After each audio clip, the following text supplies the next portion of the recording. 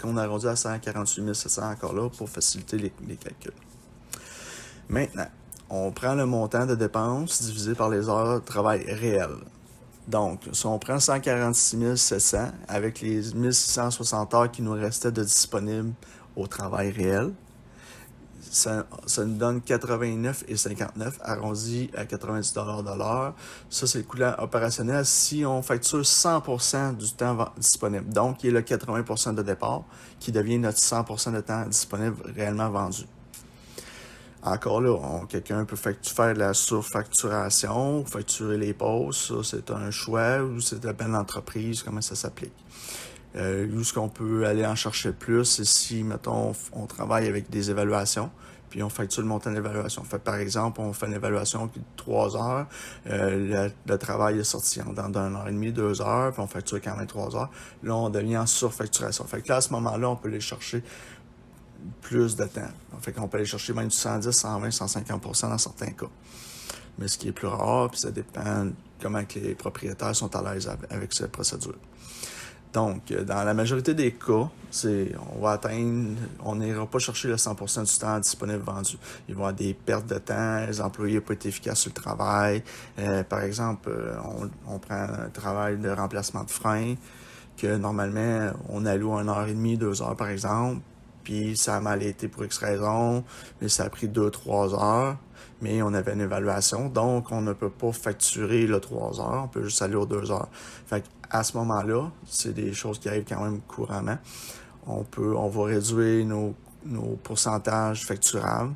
Fait que là, on peut descendre à 80%. Fait que donc, si on descend à 80%, ça fait qu'on facture juste 1328 heures dans l'année par personne.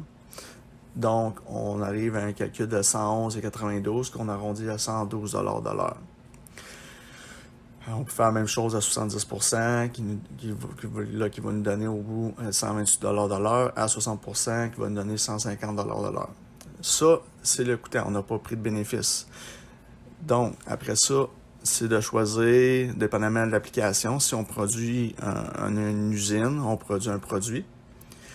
Là, il faut établir les coûts des matériaux, plus les coûts de notre coût en l'heure, qu'on additionne, puis après ça, on décide d'un bénéfice qu'on applique à la pièce. Fait que là, on peut dire on fait 15, 20, 30%, 50%, 100%, ça c'est votre choix. C'est vous qui vivez avec. Mais c'est ça, on établit ici le coûtant à l'heure de production ou de facturation pour opérer la business. Souvent, dans les ateliers mécaniques, ils vont fonctionner au coûtant à l'heure, même parfois en dessous du coûtant à l'heure pour être compétitif.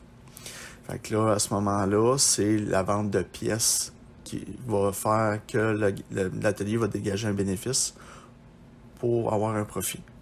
C'est pour ça que beaucoup d'ateliers sont très difficilement rentables. Ils n'arrivent pas. Fait que c'est ça. Beaucoup ne veulent trop rester compétitifs malgré le chiffre qu'on a un coût en l'heure qui est beaucoup plus élevé. Ils veulent rester bas pour rester dans les prix des autres, mais c'est pas la réalité de tout le monde. Chacun a sa propre réalité. Il faut vivre avec, mais savoir avec le service que tu donnes. Fait que là, après ça, pour les employés comme tels, il faut prendre en considération, quand vous demandez une augmentation, quelque chose comme ça, que l'employeur a des frais fixes à payer qui sont beaucoup plus élevés souvent que les employés pensent. Ce qu'on a pu vous démontrer ici. Puis même souvent, dans certains cas, on peut parler de 2,5, 3 fois pour le salaire d'un employé que l'employeur va être obligé de débourser. Fait que quand on tombe avec un milieu syndiqué, assurance collective, que l'employeur débourse pour un fonds de pension, qui est des bourses pour les loisirs, qui va planifier des activités pour tous les travailleurs, les parties de Noël et tout ça. Là, le coût salarial va augmenter peut aller jusqu'à 3 fois le salaire payé. Comme employé, il faut y penser aussi. Là. Les employeurs, c'est pas nécessairement qu'ils veulent pas donner une augmentation. Bien souvent, ils peuvent pas, pour la rentabilité et la survie de la business, de vous donner une augmentation. C'est un choix à faire. À un moment donné, il faut que tout le monde vive avec, il faut que tout le monde survive, il faut que tout le monde puisse manger. Fait qu'en gros, on a pas mal fait le tour aujourd'hui pour ce qui est établissement du coûtant. Comme je vous ai dit, pour chaque entreprise, c'est différent. Il faut vraiment s'assurer comme il faut le faire. Fait que si vous avez besoin d'aide pour ça, vous avez juste à me contacter, puis je peux vous aider à établir des coûtants pour votre entreprise. Donc, c'est tout pour aujourd'hui. Dimanche prochain, je vais vous parler d'un sujet un peu plus complexe qui est souvent mis à l'écart ou mal compris, ce qui est la gestion de l'inventaire. Donc, à dimanche prochain. Merci. Au revoir.